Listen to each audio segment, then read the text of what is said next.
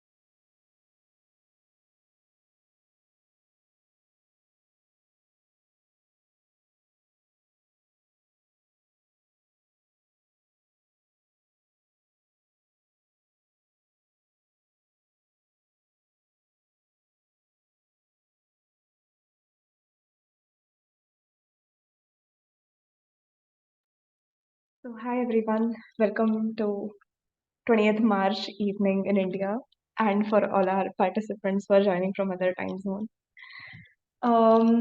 We are here to discuss the measurement of social norms, which is a currently a very niche topic, but also an area with potential tremendous impact, right? So I'm glad we are all here, and I would like to welcome you to introduce yourselves in the chat box for the time being. And we would love to know where you're from and where you're joining us from, and also about your interest in this topic.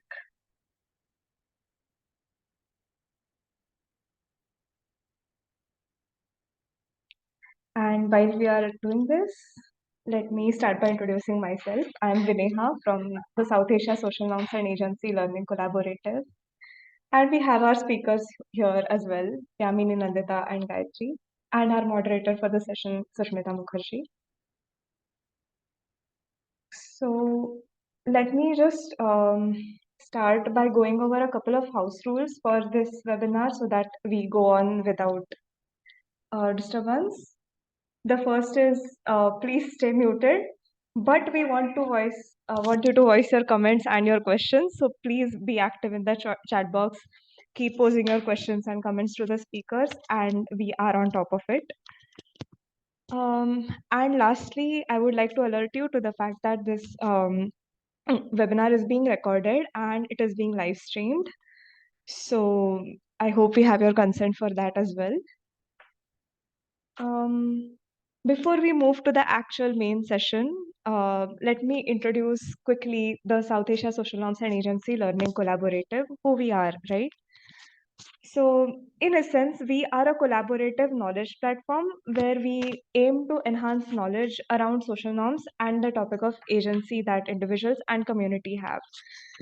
So we partner with individuals and organizations across South Asia, and these include donor agencies, research agencies, academia, and a whole load of more.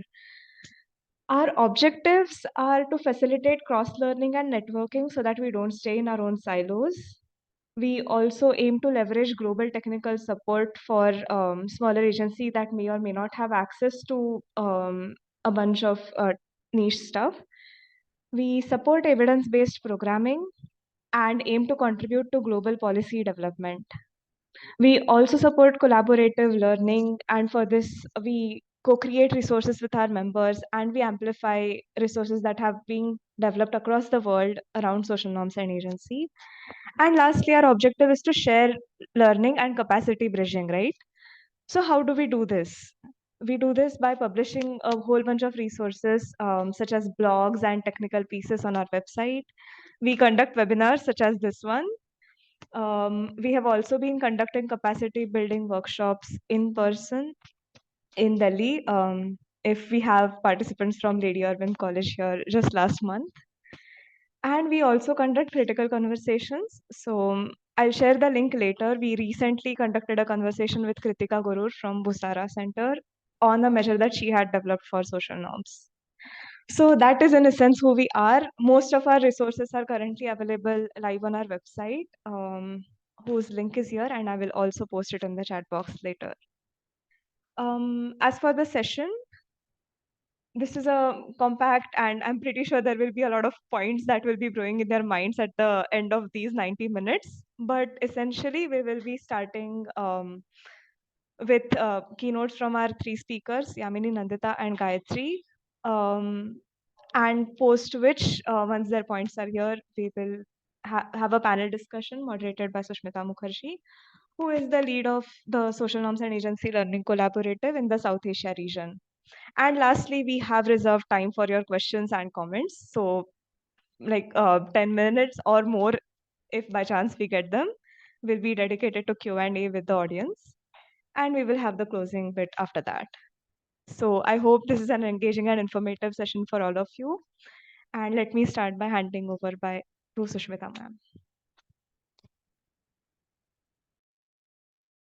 Hi, thank you, Vineha, and a very warm welcome to all of us here. I think everybody is going to learn, explore. It's going to be quite a triggering discussions today.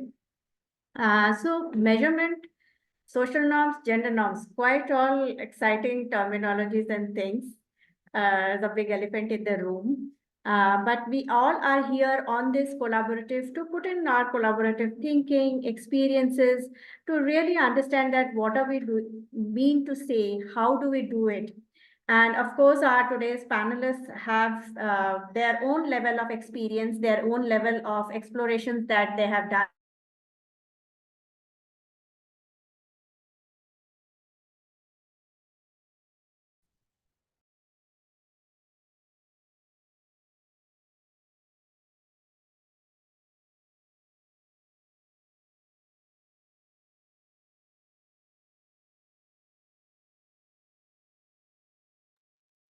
Hi, Vineha, Sushmita. Yeah, I think there is some connectivity challenge. Okay, We're one just second. looking One at second, it. one second. Okay, thanks, Rajshri.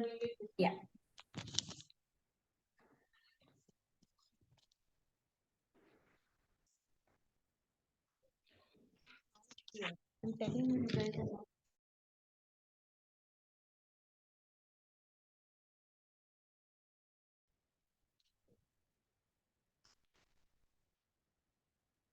Sorry, I had to shift. There is some internet problems. I hope I am audible now.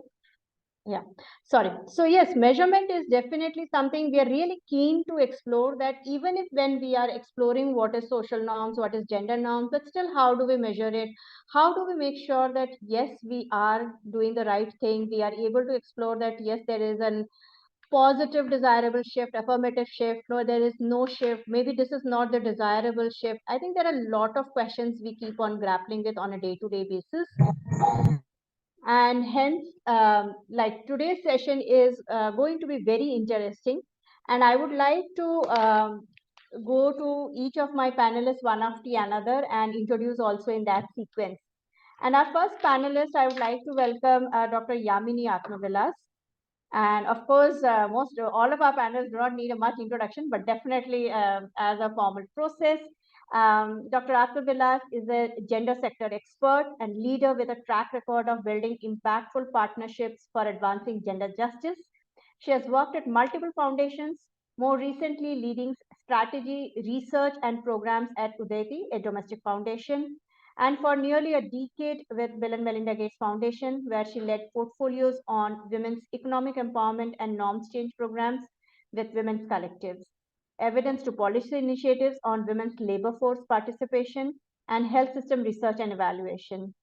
Yamini has also led the gender studies area at the Administrative Staff College, Hyderabad, providing policy research and advisory and capacity on gender policies, gender budgeting, and gender data across South Asia. She is widely published on gender, employment, health, education, and economic development. She has also been a fellow at OECD Development Center's Poverty Reduction and Social Development Division.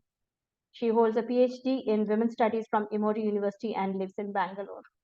So I think we are opening up with Dr. Yamini Atmavilas, where she is going to talk about an overview that how do we see the social norms and the gender norms and the measurement.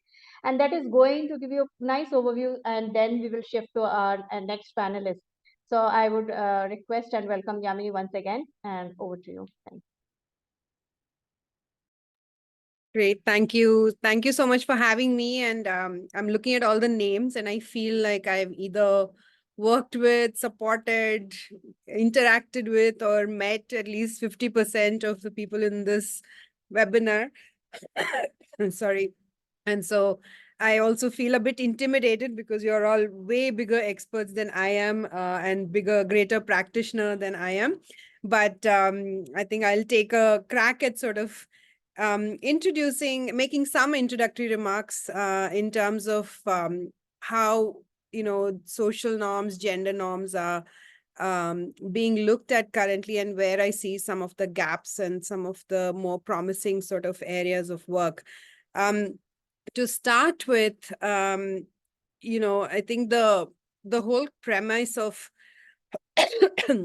excuse me, norms measurement has taken in some ways taken the development impact sector by storm, at least on the gender side. I think we are sort of paying way more attention to it than at least 20 years ago when I started working on the topic and looking at some of these questions. At the same time, I also am increasingly seeing that both the field of gender norms and the field of social norms come from very different and almost parallel trajectories. And I think that's sort of one of the first points I'll make in my opening remarks. I think let's leave aside the political economy of funding and what's getting sort of funded and what's getting looked at. And we can talk about that later in the Q&A also, because that is sort of a lot of the development sectors also looking at norms in particular ways. But even if we step back from that and just bring a little bit of a more academic lens to it and look at the last 10, 15 years, I think there's a collapsing of three different buckets of work. One is the work on social norms, the second is the work on gender norms, and the third is this whole question of women's empowerment that we talk about quite a lot. And I think one of our panelists, Gayathree, will talk a little more, way more than I will about, and we can come back to another discussion. And I think the differences I see, at least in the social and gender norms, even though they often get collapsed in conversations that, one, of course, we accept that perhaps gender norms are a form of social norms, but I think the historical trajectory of how they've been conceptualized and what they actually mean are quite different.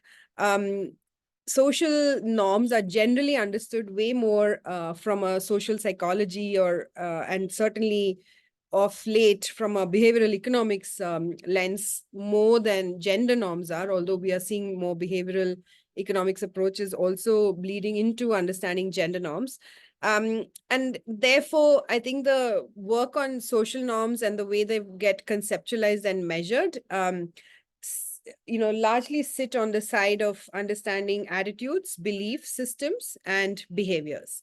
And looking at, there's lots of different thinkers who've looked at this. So Christina Bicchieri is one that, I think a few years ago was very, very prevalent, and the whole question of injunctive norms, descriptive norms. I think we've all worked with these concepts. And I think the idea is that social norms sort of live in that space and they've been understood in that space. And it remains almost at this level of attitudes, behaviors, belief systems. And we sort of, shift across that spectrum and we try to understand the interrelationships between these. And at the end of the day, we're trying to basically understand why people behave in certain ways. How do norms play a role in both expectation setting as well as how people themselves sort of measure up and perceive one another. And the whole concept of a reference group is something that's very, very critical in this literature. Basically trying to understand how reference groups set boundaries when it comes to, you know, either outward behavior or inwardly held beliefs, and of course, perceived attitudes. And finally, I think the idea of change, like how does one change some of the adverse social norms? I think some of the literature focuses on a lot of behavioral economics experiments, but there's also of course, when you look at sanitation or food, then there's definitely been attempts to sort of focus on changing norms that require changing people's misperception. So you introduce sort of information experiments, you sort of try to align and change the alignment of incentives for groups in terms of why certain, holding certain behaviors or certain norms, and then trying to change those through changing those behavioral incentives. Gender norms, on the other hand, as someone who's been sort of very focused on gender norms, I think the social norms literature historically, except some of a little bit more on the recent, I think you've sort of started to see changes. But I think one of the things that has always troubled me is that I think for feminist practitioners, or even if they're not feminists, for gender, those who work on gender and look at gender, you come in with this lens of inequality. You come in with this lens of saying, look, there's something wrong and there are adverse norms and one needs to change them. That's number one. And number two, the idea that this isn't just at the level of behavior, but there's actual institutions that are at play, and institutions that are both formal as well as informal, that actually mediate one's relationship, not just to a place in society or resource sharing, but actually a whole host of things related to gender, from access to resources, assets, to also relationships with one another, to roles that one can play, to decision making that happens within households or in communities. So I think that's sort of a bit of a larger way in which gender norms are conceptualized. And this comes from, again, what we call gender literature, but I think it's a combination of more anthropological and sociological literature. And now there's more influx of economics literature also within that. So that's a key distinction that I sort of see.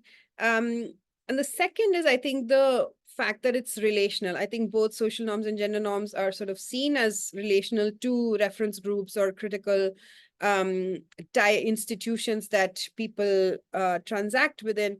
But for gender norms, it's also the power figures, in that bringing in an analysis of power becomes the most critical differentiator when one is talking about gender norms, that you're actually trying to map and understand where does power lie, who holds that power.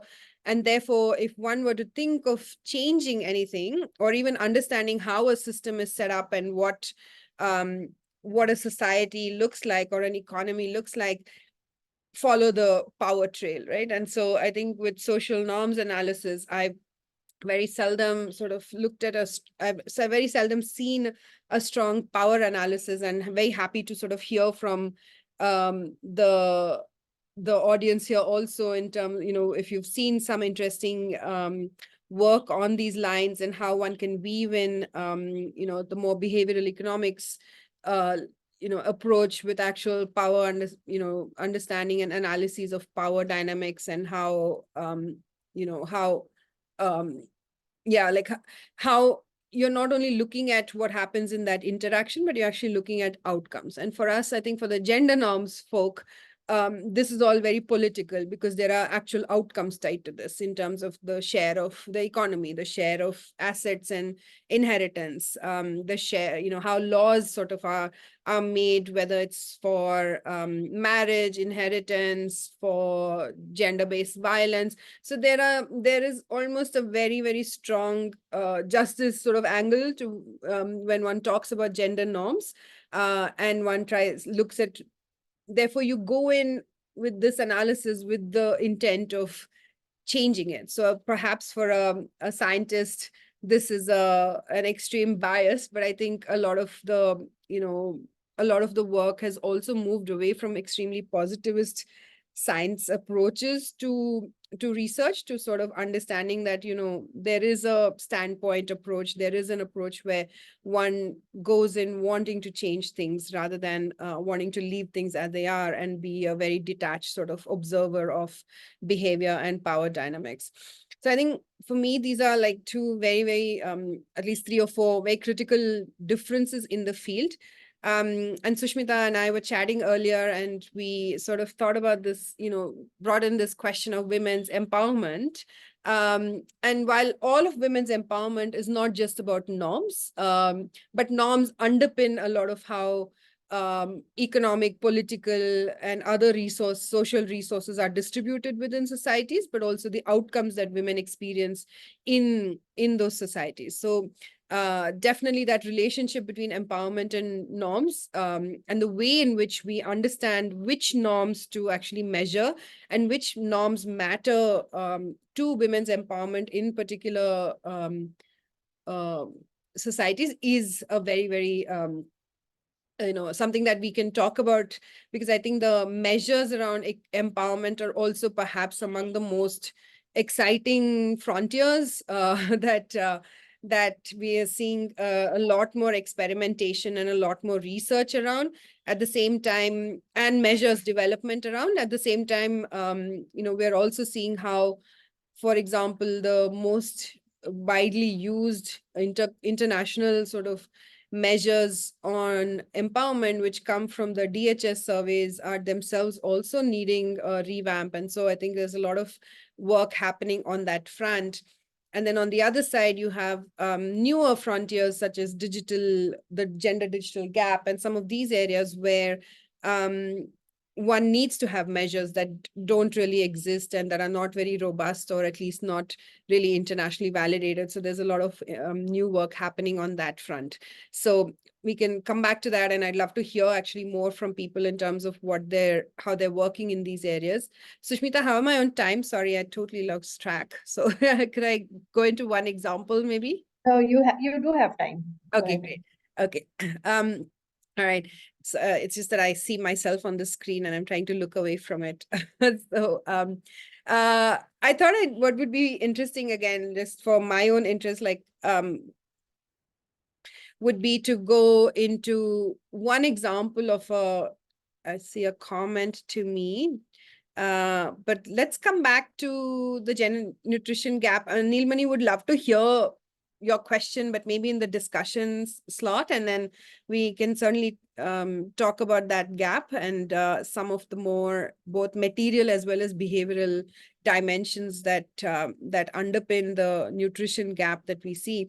But I just wanted to take one example of an index that I'd worked on many, many years ago, and wanted to sort of bring up this whole question of how when you actually try to operationalize, especially gender gaps gender gaps and gender norms, you actually end up working with one is that there is a data limitation, which I think to this group, there is no need to sort of convince.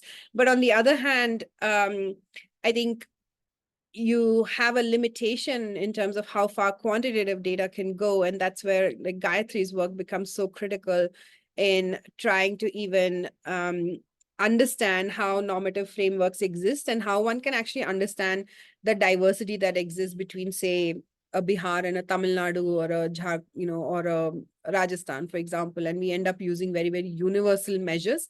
This example I want to take is from an index called the Social Institutions and Gender Index. This is one of the few, I'd say, like global indices that actually tries to look at norms and not just outcome indicators. Like I think the Global Gender Gap Index looks at gender gap in health outcomes and educational outcomes and economic outcomes. And one doesn't really look at the whole entire institutional landscape and what is it that's actually producing some of these differences. And this index, the SIGI index, is one of the few, and it's been around since 2009. I think it's gotten less circulation because it's not on the North American continent. It's from the OECD, and therefore has a little bit of a different circulation in terms of who looks at it and so on. But I remember working on maybe the second or third edition of this when I was on a fellowship, and what I found really interesting was this focus on institutions, right? The fact that actually what we mean by institutions is both formal and informal institutions that govern gender, and that can include norms. Norms are sort of more the informal institutions that then have manifestation in terms of course, more material and concrete sort of resource distribution and so on. And the way in which the SIGI was developed, and there's a whole technical paper, if anyone's interested or like would love to play with this index, I'm happy to share. But I think where at an international level, the comparisons, when we started to build it, fell around 5 variables. The first was family code in terms of both early marriage, looking at inheritance laws, parental authority, the presence, of course, at that time, we'll be happy to share, yeah. And so that was the construction of the variable around family code. The second was an interesting one around violence. And so we're trying to figure out how do you include gender-based violence in this indicator, in this sort of framework, and because it's such an important institutional manifestation of gender discrimination and gender inequality. And so both the prevalence of gender-based violence as well as practices such as FGM found their way into this particular variable. The third one was on son preference. And I think here, Neelmani, and I'll talk to a little bit in terms of how we had sort of conceptualized doing this at a more subnational level in India, rather than having an India one, like could we actually go into states and regions and understand more regional differences? And so at the time, just because there was limited international data, I think son preference remained at the level of missing women that was calculated.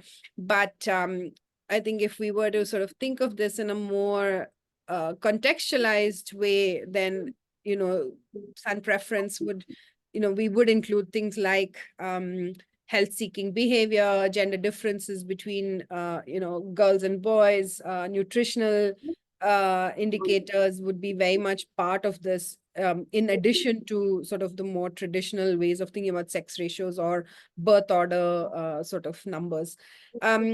The ownership rights is another one that we looked at, looking at both access to land, bank loans, and access to property. But of course, again, within India and just looking at NFHS, I think you have a far more interesting set of variables that can go into this.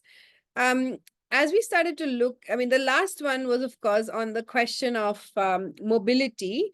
And I think this was an interesting one because we were trying to figure out what do we call it, because there's mobility, there's, in some context, there was pretty controversial sort of thinking around freedom of dress, and there were sort of countries that had restrictions on some of these that were part of law.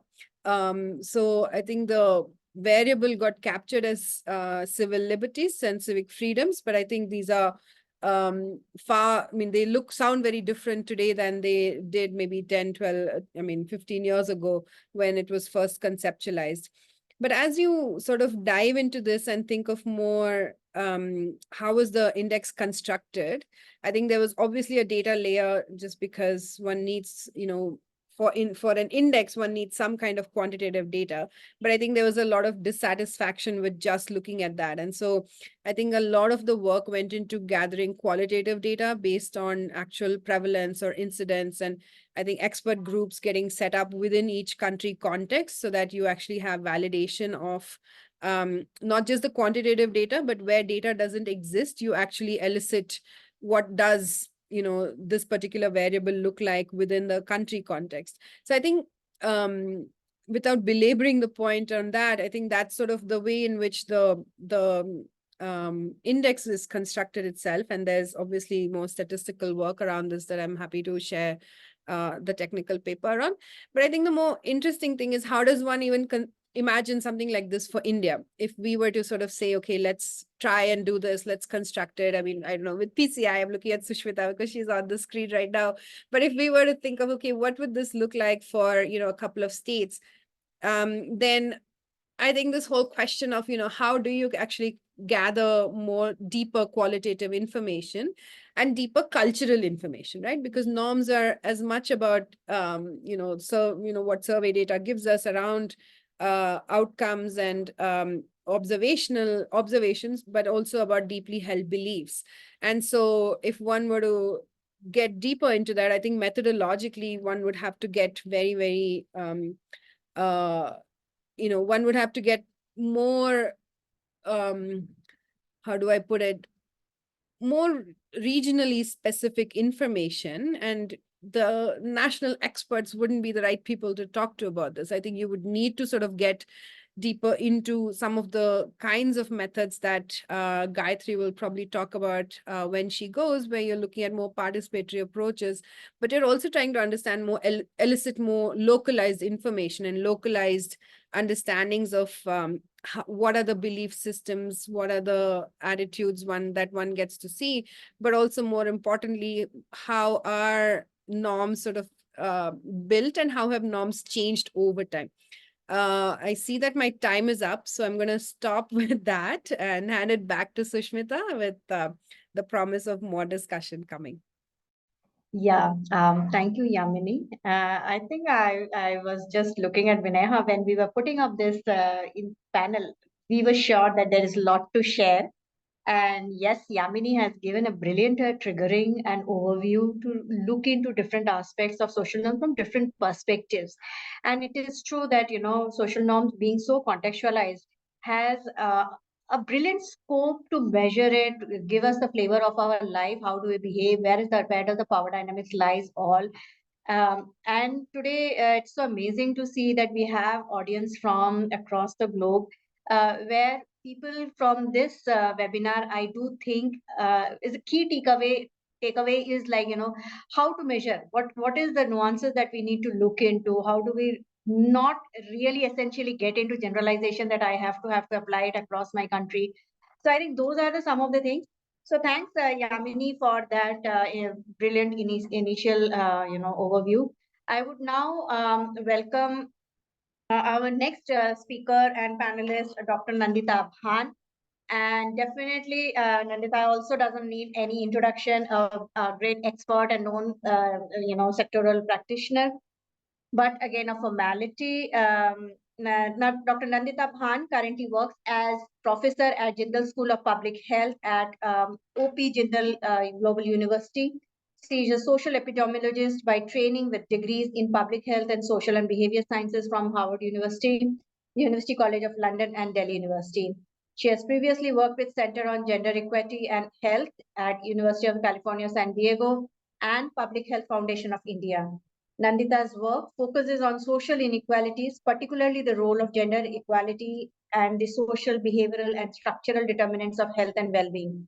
Her work uses a life course perspective in engaging with development, health, and well-being of women and girls, and examining gender and social inequalities in health services, access, and use. She has worked on research and capacity building on gender and sexual and reproductive health for field-based program monitoring and evaluations, with particular interest in issues of adolescent agency and in addressing measurement and data gaps in gender empowerment. Nandita also works with Gender Project at GEH San Diego and is on International Advisory Committee of the Lancet Child and Adolescent Health. Wow, brilliant. With that, I would welcome Dr. Nandita Bhan for her sharing of her experience of measurement on social and gender norms. Thank you, Sushmita. Thank you for inviting me to this very exciting forum webinar. Vineha, may I request you, are you going to share slides? Yes. So I'm going to actually, Yamini set the stage by talking about, the overarching overview. I'm actually, my presentation is quite limited to one illustration of measurement of fertility norms. This is some work that I've done in my previous role at UC San Diego and collaborating with a number of people there. Next slide, please.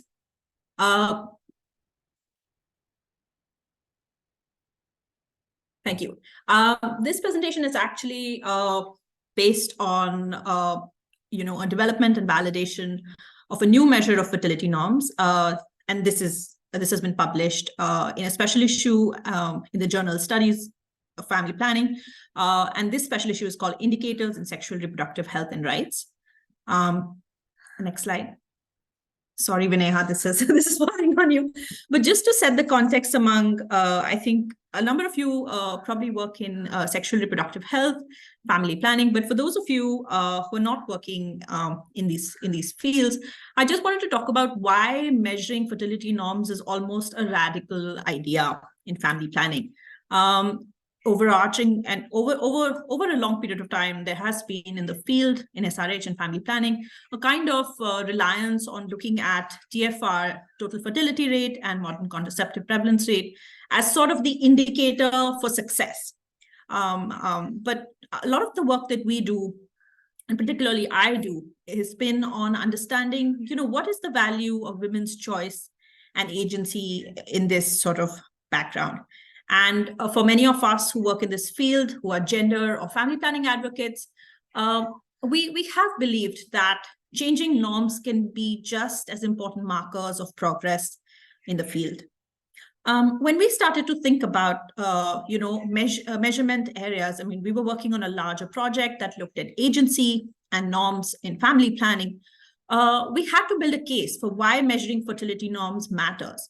And so one of the important motivations that we spoke about was that fertility choice and intention are often motivation for contraceptive use, and contraceptive use, particularly its change and understanding its dynamics, were of importance for family planning implementers in the field. We recognized that there were a number of gaps in our knowledge as to how couple relationships operate. And we did not really understand aspects related to fertility, sex, intention, unmet needs, and so on. So there was this sense that we wanted to understand these metrics in understanding the metrics in family planning. Next slide, please. Next slide, Vineha. Sorry. For many of you, I don't think I need to define fertility norms, but just for the sake of the definition, I wanted to talk about the definition as perceived or actual behaviors or practices that are typical and appropriate, that are expected, viewed, or conducted by individuals or groups, and that are believed to hold the standard for the community or for a study respondent. Norms can be descriptive, they can be injunctive. In family planning, norms can often relate to fertility, use of contraception, timing of contraception, number or sex of children.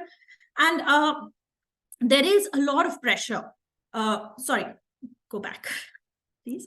And particularly in the case of fertility norms, there is a lot of pressure related to sanction, exclusion, and to gain social approval. Next slide.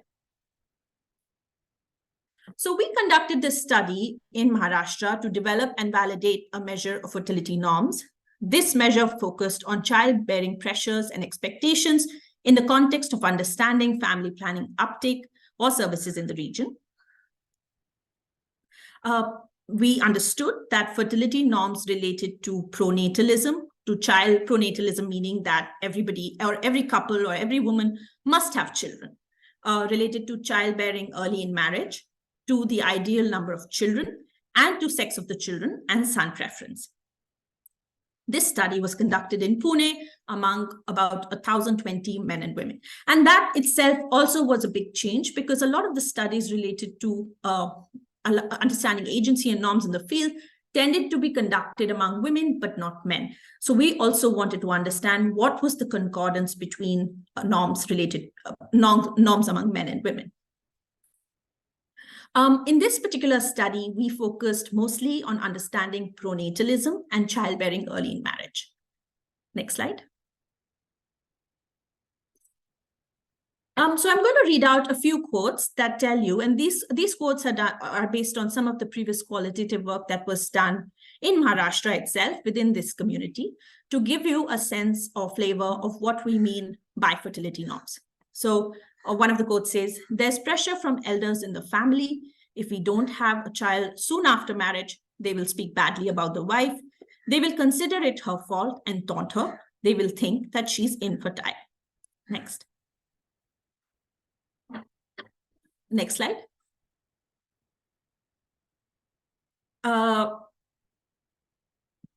Many times, if the couple doesn't have child after marriage of 1 year, then others will feel that there must be a problem between husband and wife. If a couple doesn't have children after 4 to 5 years of marriage, we also feel that they should have children. We tell them to go to the doctor and find out if there is any effect of devil. There is superstition among people. Next slide. The number of children is decided. So this last actually quote is based on son preference, not so it didn't come up as much in our work, but this is also very telling of some of the beliefs and norms in the community. The number of children is decided after the birth of the first child. It only depends on whether the child is a son or daughter. Next slide. So this was part of some of the qualitative work that we did to develop a 10-item scale. We had done a landscaping of measures of agency and norms in the field of family planning, and we had a range of discussions with both national and international experts to arrive at these 10 items. These 10 items were rated on a 5-point Likert scale. The reference for a lot of these items, and I'm going to show you the items in a minute, was a self-defined community. And we conducted a number of psychometric testing. So we did reliability, constructability. We conducted EFA exploratory and confirmatory factor analyses to understand what was the robustness of the items and what did they sort of point to in terms of the direction of the overall measure as well as sub-measures. Next slide. So these are what the items, or the 10 items, and that's kind of what it looks like. Scale. I want you to not focus on the X's. I'll come to that in a minute, but I just want to read out some items, and you'll see that they really resonate with some of the qualitative work that had driven us to these items. So these items are, in my community, it is expected for newly married couples to have children soon after marriage. It is expected for all married couples to have children. People feel a lot of pity for married couples who are unable to have children. People speak badly of married women and men who have not had a child for 2 or more years. It is unacceptable for couples to choose not to have children. People will think there are marital or health problems if a couple has not had a child. And it is common to ask married couples and pressure parents of the bride and groom to pressure couples to have children soon after marriage. So this is sort of capturing a gamut of pressures and manifestations of fertility pressures for couples. So when we started to do the EFA and CFA analyses, we found that quite interestingly, these 10 items broke down into a 3-factor solution. So they pointed to 3 underlying subscales or 3 underlying dimensions of the measure. And interestingly, those dimensions didn't match for men and women. So I think the axes that you see on the right-hand side are really telling you how some of these items are clustering with each other. And as you'll know, they don't align for women and men. And I'll talk about what these dimensions are a little bit as well. Next slide. So when we start to look at the findings, what we found that higher norm score, which demonstrated greater pressure, was there among younger women, women with secondary or lower education, those who are married before 18 years of age, those women with parity 0 to 1, and and men over 30, men with secondary or lower education, and those from marginalized caste. We also found that the reliability of the measure, or the alpha for the measure, ranged from, the reliability for the measure ranged from 0.65 to 0.71. And we noted that higher norm or higher pressure was associated with higher reports of trying to get pregnant, lower likelihood of delaying pregnancy until after the pandemic, higher ambivalence on delaying pregnancy, higher ambivalence on timing of next child, and lower reports of wife sterilization. Next slide. So what are the key learnings from this work? Firstly, we found that fertility norms matter. They are an important determinant of contraceptive use and fertility intention. I'm really sorry, I have to pause for a second. My husband has been knocking the door and I have to let him into the house. If you don't mind, we'll just pause for like 20 seconds.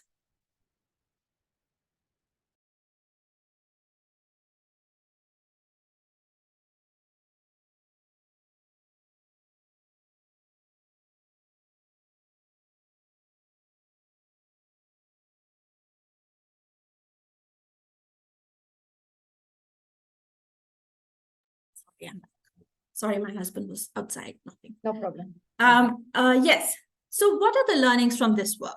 Firstly, that fertility norms matter. They are an important determinant of contraceptive use and fertility intention. We also find that women and men report pressures and expectations to demonstrate early fertility, but these pressures we found were greater for women compared to men. We also found that there were gendered patterns in how fertility norms operated. So for women, they seem to, or all the sub-measures in the scale, seem to indicate that there was pressure or fear of sanction against women. And that is an aspect of norms that we haven't, I think that is something that we need to explore a bit better. How do those sanctions operate? But among men, we noted that norms operated as conversation, everyday reminders or nudges from the relatives on norms, on aspects of norms. And this was very informative in terms of building FP programs that can understand, identify, and engage with these norms in order to strengthen counseling and contraceptive services. Oops, sorry. So the last thing I want to leave you with, or some thoughts of discussion for the group later on as well, is that we did find that fertility norms is a complex construct. In our study, I was able to actually only measure pronatalism and early in marriage fertility pressure. But there may be other norms that we are interested in. For example, I think Yamini's pointed out to sun preference and understanding the sun preference norm. Similarly, I think in the Indian context particularly, we are increasingly interested in understanding the infertility norm. So what are the norms related to these aspects? And that will be something that will help us understand what is the direction for this work in the future. Secondly, we find that there are differences in norms for women and men. Pressures are different and their manifestations are different. So how does that change the lives, or how does that help us in thinking about family planning or gender programming? A third thing which might be of greater interest to this particular network is the measurement of these norms. This particular measure actually is a measure of injunctive norms, but we constantly battle this sort of debate. Should it be descriptive? Should it be injunctive? What is the ideal reference point? Should it be community? We considered self-defined community. Is that good enough? And what do norms mean over time? Are the norms different among mothers-in-law compared to a daughter-in-law? How does that impact the way couple decisions related to family planning are made? Another point of discussion that I have faced as I work with implementers is that implementers want short measures, but I don't know if that's always possible, particularly when you're trying to capture something that is more nebulous and, hard to capture. It's not always easy to do it in 2 or 3 indicators. But I think that as we do this work further, some of the subscales or dimensions can help in identifying what might be those few indicators that can perhaps help us capture one aspect of the norm. And finally, I want to leave with this because this is also a reflection of something I do. I do a lot of work on understanding women's reproductive agency. But we don't yet understand the complex relationship between agency and norm. And we don't actually understand what that means for measurement. So I think that is another area that I think we have to explore as we go on. So these are just some questions that I'm going to leave here for discussion as well. Thank you very much. Thank you, Nandita. I thoroughly enjoyed the session and kind of forgot that I have to moderate to the session as well. It really leaves us with a lot of questions, but great to see the scale that you have used. And I'm sure there are questions coming on the chat, and there are a lot of questions, to you to later on. I'm sure this. To later on during our open question answer sessions, Nandita. And I would love to now welcome our third panelist, Gayathree Sreedharan, and take the conversation forward. After Yamini brought out the complete overview kind of the pictures of the social norm, gender norms, looking at from different perspective of sociologists, from anthropologists, from psychologists, and everything. I think Nandita had one exploration and experimentation on the scales, and their audience, Gayathree, is going to share another experience of her looking at norms from another methodology, another perspective also. So while I welcome Gayathree, let me just quickly introduce Gayathree.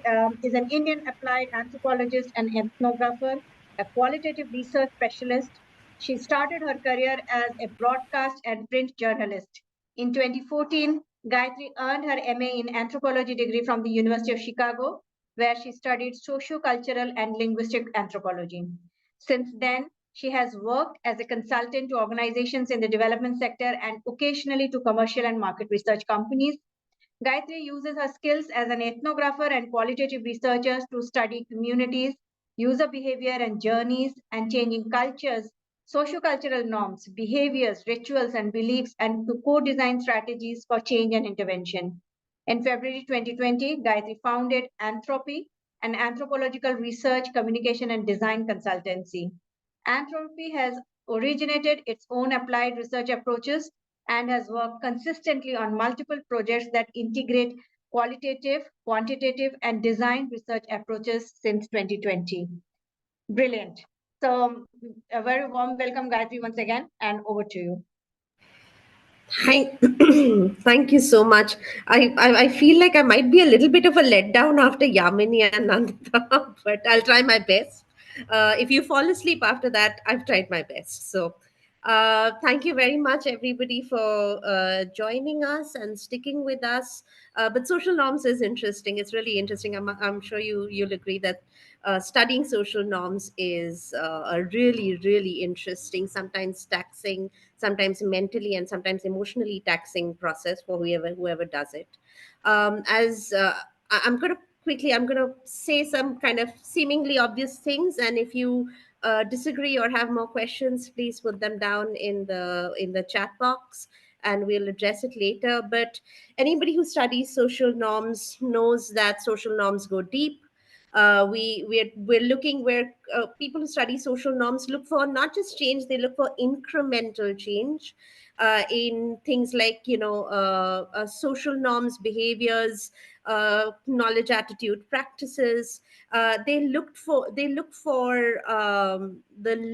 changes in the lived experiences of individuals and collectives, many collectives, communities, and they try to identify maybe individual or collective challenges to social norms, how they're manifesting, and if possible, going beyond descriptive and injunctive norms. They try to identify unacknowledged or or partially acknowledged, partially articulated norms, the kind of norms where when you try to talk to somebody about it, they'll say, somebody in a community might say, oh, aisa hota hai, or it's kind of like a partial answer. But I mean, if you've studied social norms on the ground, then you've come across this. Now, the slide that you're looking at, yes, studying social norms, as you know, needs time. And so what we do at Anthropie, what I try to do as an applied anthropologist, is use participatory methods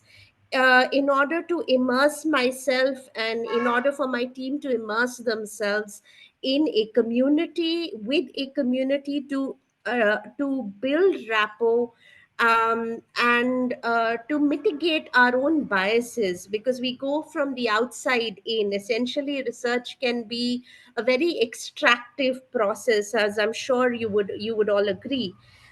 So in order to mitigate the biases that we carry with us, we try to do rapport building, and the methods that we use include ethnography, including sometimes where it's possible, we try to recruit people from subject groups to do autoethnography. We try to work with design researchers to, do tracking or mapping of daily, weekly, monthly progress on a particular initiative and intervention. Any process that is trying to instigate change in some way or the other. And where possible, we try to use applied theater and applied arts. For example, we work with specialists who subscribe to the pedagogy of the oppressed, the theater of the oppressed. I'm sure there are a few of you who would want to know what theater of the oppressed is about. If you can Google it, that's great. Otherwise, I'd be happy to answer questions later. But this bar that you're seeing on the screen, where you've got autoethnography on one end and theater on the other, it's essentially like a gradation of the extent to which a researcher intervenes with a subject group or with a community. With autoethnography, it is the subject themselves deciding when and where they want to record their data, document the data, document their observations. And then with participant or direct observation, with the use of co-design methods, where a researcher and a design researcher and a subject or a respondent work together to try to build insights together. And then essentially with theater, where there are concentrated group activities that work actually very effectively at rapidly building rapport and generating insights. There are degrees to which a researcher can um, intervene and really push for insights using participatory methods. Vineha, could you go to slide number 5, please? Yeah. Which is also titled Participating to Gauge Social Norms. Um, I'm going to try to keep this short for you, as short as possible. Slide number 5. I am We're sorry, on- my uh, there's some device issue. Just give me 1 second. Oh, okay. All right. In the meantime, I've talked so far in a kind of generalist way. The reason I bring this up is Anthropie in the last couple of years has had a wonderful opportunity to we put these methods to work in other contexts, and with gender and reproductive health projects as well, to understand how things are changing, how behaviors have changed at the end of an intervention. But one such project in which we had a wonderful opportunity to sorry just to really go ethnography first, which is a quite an unusual thing for Indian research projects, is a project that we'd worked on with IWWH, It's an organization that works essentially to research, understand, and promote gender empowerment in India. And they asked us to study one of their many gender empowerment initiatives. And so we had the opportunity to use ethnography, service design methods, and for researcher training on bias, which is very important, especially when you're doing a very mixed qualitative methods heavy project. But also when we were co-designing and solutioneering with community members at the end of the project, we used a combination of applied theater exercises as well. And it's with reference to this project that we actually learned quite a lot about just the process of what we can expect when we are measuring gender norms in itself. So I want to talk to you, take a little bit of time, just 5 more minutes, and tell you a little bit about what we learned. um, Using participatory methods with different extents of instigation or immersion. um, Norm change, incremental norm change shows up in small discrepancies and ambiguity. Now, I'm sure anybody who studied gender understands this very well. The moving the needle on gender norms is very, very hard. National programs have, the SHG framework, the implementation of the SHG framework. You're seeing tangible change now. You're seeing SHG and cadre members talk about the change that they've experienced now that they're able to reflect back, but they've also developed a lot of soft skills in the process. And incremental change that that you might be able to see at the end of a year or at the end of 2 years, 3 years, that shows up more. First, to our minds, we found that it shows up in practice before it shows up before it solidifies in attitude. So one of the, for example, when we interviewed SHG leaders or women resource persons in rural Odisha or Madhya Pradesh, which is where we did they were the sites for our study. um, uh, Women typically identified themselves as being traditional, conservative. We believe we believe that a woman should be married to one man and that's how it should be. But for example, in a situation in Odisha, we found that a young woman who had been widowed very early, she found herself a new partner in another community, much younger than her, but she found that she wanted a new male central figure. She wanted a partner who was financially stable and emotionally accountable. She found someone, and so the SHG DDs who were around her kind of reluctantly, but they did support her and they did think about her situation and reflect on her situation in a more nuanced manner than anybody else in her, because everybody else in her community was actually quite violently against it. She was in uh, at many a times she wouldn't be able to sleep in her own home because she was afraid that someone would set her heart on fire.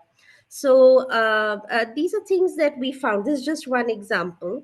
Another thing that we found was that depending on the how creative an intervention can be when trying to drive norm change and drive messaging on gender empowerment home, latent demand for norm change can be elicited quite uh, in quite a significant manner. The norm change can come around quite quickly, and it can also come out. It's a very tangible. For example, in Madhya Pradesh, the district that we studied, southern, tribal dominated, and all the women practice ghungat. But after gender norm, after there was gender programming done using some very creative play based methods in their gender training modules, a fair number of women actually went back and stopped. Either they challenged the men in their homes, brothers, fathers, husbands, on why they do not have more say, and that got some of them into a different world of trouble. But a lot of women also stopped practicing gungat, which was like I said, it's a very tangible change, and to see that kind of change within a period of 6 months is, I would say, it's a fairly big deal. If the programming is creative, then the change can be, it's quite easy to record that and not worry about, qualitatively or quantitatively, without worrying about bias. Another thing that we observed, measuring change in women without measuring change in men. And I was loving, I was thinking of this point when Nandita was presenting as well. But if you don't, if you're, especially with changing gender norms, there have been 10 years to 15 years of gender programming that's been building up. And now I think people are finally talking in the last few years about male engagement as well, and it's for precisely this reason, that without understanding how women are vulnerable afresh, in that, for example, in the example that I just gave, where women who received gender programming found that they had a voice, went home and challenged their husbands are now under, they found themselves in a quandary, because on the one hand, through their wives who had joined self-help groups, where they were also receiving gender program training, the men and the households were recipients of microfinance through their wives, but their wives were also coming home and challenging their masculinity in some way or the other. So for some women, that made them vulnerable afresh to domestic violence. So there you have, social norms then start changing, and they become more dynamic as a result of interventions, uh, as a result even of research, the way we do it. So how do we assess what's going on with the men, while we, and how might they make their partners or the women around them, how might they empower them, or how might they impede the norm change around them? That is going to be important to understand as well. And finally, last but not least, qualitative research, we typically work with smaller samples, and one of the critiques of that is that you don't capture enough variation. But we found, thankfully, that using design methods, service design research methods, we worked with an expert service design specialist who helped demonstrate that by doing typology tracking, and by assessing for personas, archetypes in the field, even within a village or even within a block, a small administrative unit, you would find the way people are responding to vulnerability, and the way they're moving their own change journeys, so to speak, driving their own change journeys. That in itself provides a lot of variation to study. So we would find that within a administrative unit, within a block, or within a particular women's group administrative unit, there would be different types of change journeys, different types of women, different types of responses, and that's just within the women who are within the self-help group framework. And so that is really useful to know, because otherwise we're restricted to trying to find variations on the basis of demographics like education, caste, class, and men and women. So yeah, these are some things that I learned, and I learned, these were confirmed for me in the last couple of years thanks to this project. And yeah, I hope that we'll get an opportunity to sort of solidify or advance on some of these learnings better, unless of course there are people in this room who could teach me better right away. Yeah, thanks a lot. I hope I haven't crossed my time. Yeah, thank you, Gayatri. No, not at all. Not at all crossed your timing or anything. I am really going to thank all the panelists for bringing such a rich knowledge and the experiences from ground. While I am really eager to open for the Q&A from the community on the joined us today. But maybe quickly, Yamini, would you be interested to talk more about, okay, you spoke about the social norms and the gender norms and that piece. How do you see till now the entire discourse was on women's empowerment, empowerment being an end, then empowerment being a process and all those things. And now we are more talking of the norm shifting and there is, would you like to draw upon, is this a journey? Is there a linkage? How does this new, people who are really now studying women's studies and gender and studies, I feel that we need to little bit unravel this entire complexity that has come up in front of us now. Sure. I'm not sure I would have the most definitive answer, so I'll draw and I'll ask Nandita and Gayathree to also add. But I think the whole women's empowerment terminology has come from a very development practitioner sort of lens rather than a academic lens, right? So the norm stuff comes from more academic. I mean, Nandita is such an exemplar of like an academic who's also crossed over into, don't smile, Nandita, you are, take the compliment. You are as somebody who's been able to straddle the worlds, right? Like bring the academic rigor, the measures, like the rigor to measures development, and then bring that to practitioners and actually get them to use stuff and then also build these measures bottom up. I think it's a very, very rare sort of person who can do that and a very rare sort of way in which those things happen. It's not every day, right? So the worlds are very divided. I think a lot of the women's empowerment measures, like I think Vikas talked about agency and wanting to, how do you bring agency into this context of norms? I think we sort of don't have the same language, first of all.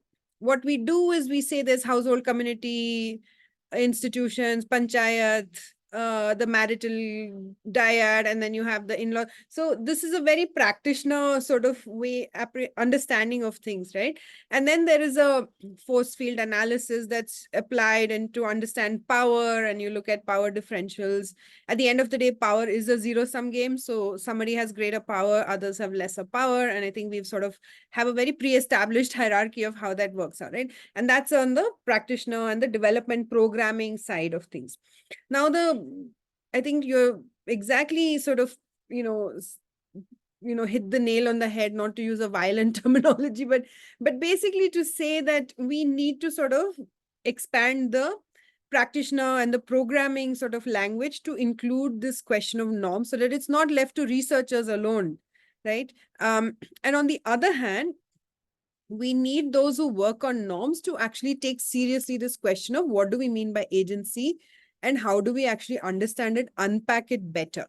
Both in terms, because what we are seeing, again, both Nandita and Gayathree pointed this out, you can't have women's empowerment and agency as an outcome if you're not working with the other stakeholders who are not only influencing it, but who have greater power in that ecosystem, right? Or in that equation. And so I think there's interesting experimental sort of evidence from Bangladesh, even within India, that shows that, where, you had mothers-in-laws power shifting, you had daughters-in-law getting more power, right? And we've got a lot of other examples also where that works in the opposite way. So, for example, as women started to take up more and more Manrega work, this is one of the better examples. You started to see daughters staying home from school. And so the norms around girls' education, which had taken so many decades to shift and sort of keep girls in school, sort of we saw a bit of a reversal there. As you sort of started to see that those girls were filling in for their mothers.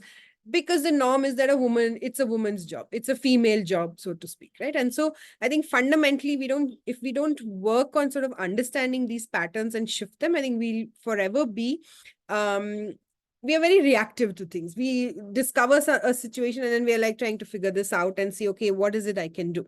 And I think a lot of really interesting research methods and like measures building methods are not really, I think the challenge is it takes time, right? To get the kind of rigor that Nandita, presented, it takes, it's not straightforward. It's not a quick thing. So the moment you understand something happening in the field, and I think my point is limited in that it's basically saying, unless you sort of see the research and the work on gender norms and, measuring as well as change, trying to impact gender norms as a very applied field, you are going to necessarily have this disconnect. And I think historically women's studies and this whole work of gender norms started with seeing these two as very close together because they both emerged from the women's movement. So I think that especially the more specialization you have, which I think is necessary to some extent, the more detached it gets. So I think I'd say we need more people like Nandita and Gayathree who could be working anywhere in the world doing like lots of like really great funded research, who then actually spend their time doing work like this and working with organizations to try and actually change, understand what they're trying to change and actually improve within that, embed their own research agenda. So it's not a very satisfactory answer, but I think it's a hard one to sort of get back to now, right? Because of just how funding works and a lot of questions on funding. Yeah. But how funding works and how universities incentivize, publications and some of these things. But you then get more and more sort of, you're less able to then do some of the more, cooler, more interesting things that in the applied space. Yeah. Thank you, Yamini. Maybe I'll go to Nandita next. So, Nandita, in your presentation, you did mention some of the challenges, and I think your scale was very clearly mentioned that what did you measure. However, for the sake of that, this is a webinar. This collaborative is a knowledge sharing platform. I would request you if you can think and let us know that what are the next research priorities that you would suggest to the next generation of researchers who are really looking to do something beyond, next step to what you have done in terms of fertility scale? What would be those one or two suggestions to us? So that's actually a really tough one, but I'm just going to echo, I think, something that Yamini said in her presentation, which is that there are a number of data gaps. There are also, they're not just data gaps, but I think there are places where many of us can contribute in terms of sort of the conceptual thinking, the qualitative work. It's not just kind of going to the field, do surveys, but really thinking about what areas are lacking and why, and whether those areas are real barriers in the ways that women and men are living their lives. So I think that is something I want to echo. I think in terms of identifying the next step, I would just say that it's a really challenging one because there is unfinished business. I don't think we've done enough, and we've started, but measurement and looking at a lot of the development work takes time. The bigger challenge for the field is how do you make a case for greater investments in these areas, and that's a little bit of a chicken and egg sort of situation, because to make a case you must have data that shows. So for example, I'll tell you in the work that I'm doing in family planning, there's still a great reliance on looking at TFR, for example, as a marker for success. And TFR has come down, we've succeeded, and that's great. But the truth is, have we succeeded in changing the norm? Have we succeeded in giving women more choice and voice in what they're taking? So I think we have to kind of shift the orientation in the ways that we are thinking. I think coming to your question, within the area of family planning, I think one of the challenges, and I will admit I'm part of that, is that we often look at family planning as among married women and men. We know that India is changing quite dramatically. There's greater sexual autonomy. There is greater I mean, I think the nature of relationships is changing. So I would really be interested in and wanting to invest in understanding more about adolescents and youth. What are norms related to their sexual reproductive behaviors? How are they seeing their lives, and what are the barriers they are facing eventually in the access to health and other social services? So I think that is one area that I think needs heavy investment in terms of setting the pathway for the future. But I will just say that I don't think the work that we've done in terms of agency or norms is really complete. I think we need to do much more as a collective, not just us. I think there are different gap areas that people can fill, and I look forward to kind of engaging and understanding those. Yeah, brilliant. Thank you, Nandita. I think that's a definite key takeaway for all our audience from your session. Maybe to the Gayatri, I will go for next question, and I request please hand raise so that we can unmute them, to ask the questions. But to Gayatri, the similar question, like from an ethnography, the methodology you have shared, where do you see that, okay, this is the experimentation you have done to look into the social norms? What next do you see, or what deeper needs to be done by the young researchers? That would be a key takeaway for our members today. All right. I'm not entirely sure that I'll answer your question completely. And I'm going to say something in like what I'm about to say might just be like apne pair pe kulhadi marna, or, which is like just banging my own foot deliberately against a car door or something like that for our non-Hindi speaking people. But one of the things I've been thinking about for the last year is just the role of the researcher. I'm not saying that that organizations or anybody proposing to introduce an intervention shouldn't be doing research. They definitely must do monitoring, learning, evaluation, and knowledge building. But the act of research in itself, I think I said this earlier, is in itself quite an extractive process. And it leads to a lot of, to my mind, in my experience, it's led to a lot of misreportage. If you do, and if especially if you do research on gender practices, as Sushmita, I know you know this because of the fields that you have worked in, the regions you've worked in, to get people to talk about how when children get married, why children get married, why girls, or what is a dowry practice like. It is so hard to get people, and then you, after a point, you start reflecting on, why am I the one posing that question? Why do they have to tell me in the first place? This may also come from the fact, come with the come from my anthropology background, but uh, one thing I would love to see happening more is the integration of community-based researchers. That's something that we're trying to do. So recently, I just walked up to someone and said, "Would you please consider integrating community-based researchers?" And you would be generating employment for them. You wouldn't need people like me as much, but then if they can do monthly monitoring on something, they would have more of a role to play and would be much more participatory. And I'm not sure that at least the development sector has quite embraced that idea, or will embrace that idea for a while. But it could actually, in the long term, we've had questions around funding.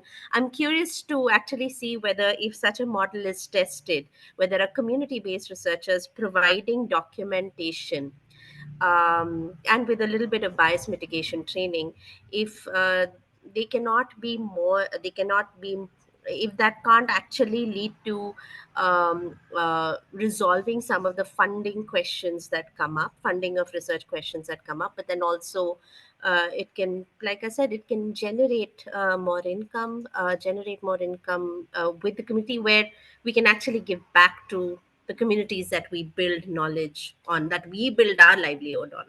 So Great, great. I think that's a brilliant facet of today's thing. I saw Surbhi has a hand raised, but now it's not. Surbhi, would you like to unmute yourself and ask your question? Yeah, hi. I was going to type actually. I was typing side by side. But anyway, so my question is with to Gayathree. Thank you for the interesting panel. I really enjoyed.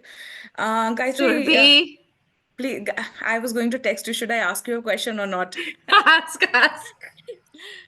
Okay, so I just wanted to ask, not ask, just request Gayatri to also reflect, since she took the example of the ghungat, women stop wearing ghungat, to also reflect on the backlash that women do receive once such kind of gender programming, when it happens. So what kind of backlash from at the household level and also at the community level, because ethnography was such a deep dive process. So, and how the women, and collectively, how the women were able to mitigate it as well organically on the field without much of intervention from the outside. So, if Gayatri could reflect on the backlash part as well. Yeah, so I think I mentioned in during my presentation that I'll give you an example of one person who then I landed up going and staying with for about a week or 10 days, something like that. Did some ethnographic follow-ups with her.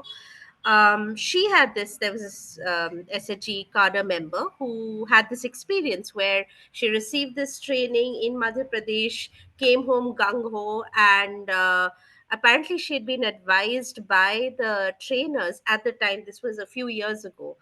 She'd been advised not to just kind of abruptly accost her husband with, but she was charged up, and as she described it, in the heat of the moment, she essentially started an argument with him, saying, I have rights, and started an argument. Sounds like I mean, she was well within her, obviously she was well within her this thing to start a discussion with her husband, saying, you know what, I have a place at the table. I should be taken into account, my thoughts should be taken into account when it comes to decision making for the entire household as well. She faced more backlash in that she experienced more beatings, she experienced more violence at home. One of the immediate ways in which she dealt with it was to initially go away to her mother's house, but then she also started talking to the other women who'd received the same gender training. She whenever she could meet with them, she talked to them about her experience, and they talked to her about their experience. And for better or for worse, they were actually able to comfort and console each other. And from my understanding, it is kind of those kind of, it's not an unusual experience where women have gone home, have tried to kind of sort of, maybe not as brazenly, but have kind of tried to uh, raise or have kind of thought about what their place is like at home, and then have come back to the collective and talked about it, have come back to the SHG and have talked about it with other women. One of the things, Surabhi is from iWage, and we did this research alongside Surabhi, with Surabhi's help. One thing that I will mention is we found that SHGs are turning into something beyond um, just a source of microfinance.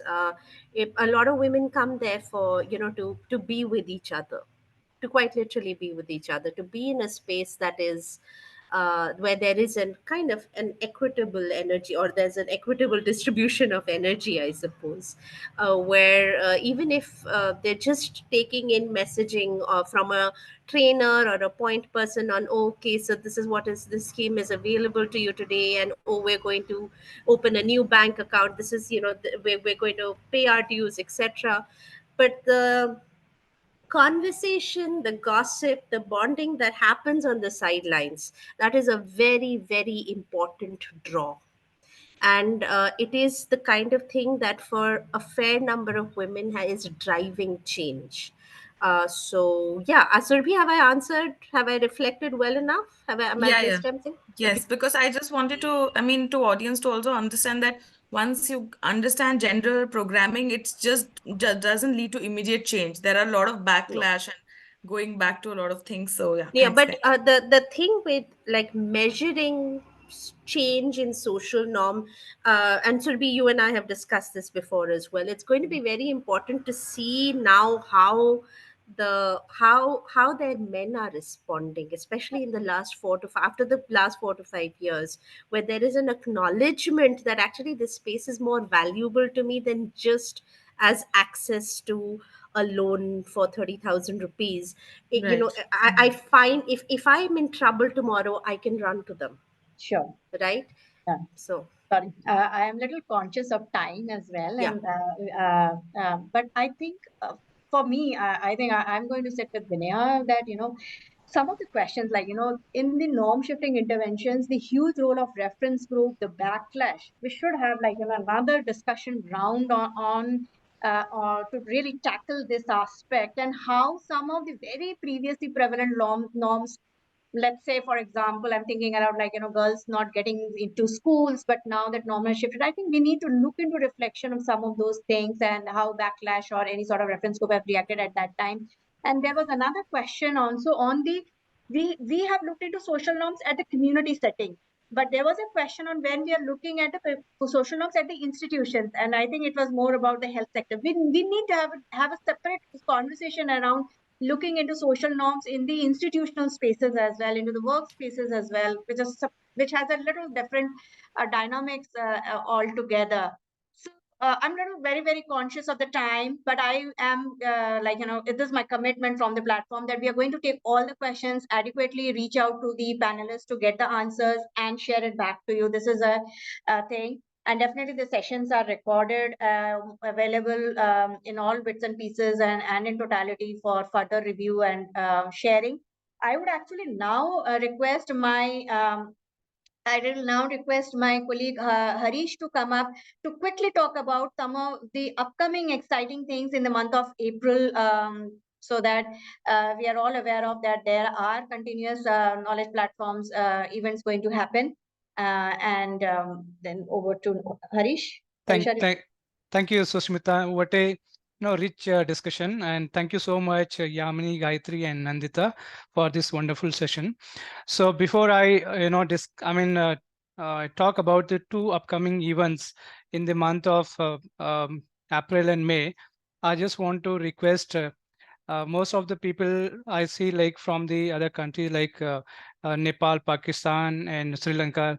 So those who have not registered with the Learning Collaborative, so I request please visit our website and then you can register as a member.